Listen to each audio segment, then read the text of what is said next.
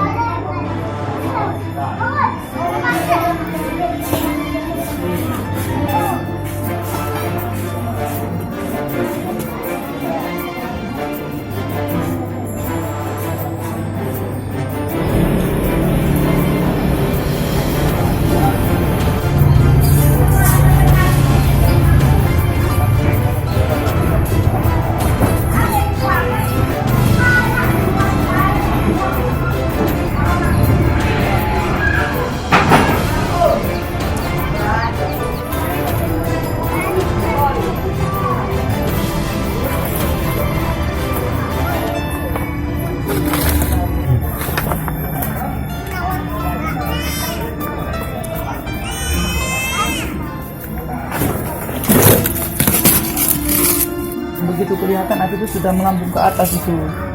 Memang kabel-kabel PLN kan banyak yang bersilang-silang itu. Harus listrik berarti. Harus listrik ya. Apa karena petir hujan tuh, tak? Nah, di sini kan nggak ada petir. Angin ya. Hujan. Jangan lupa subscribe, share, komen, dan like ya.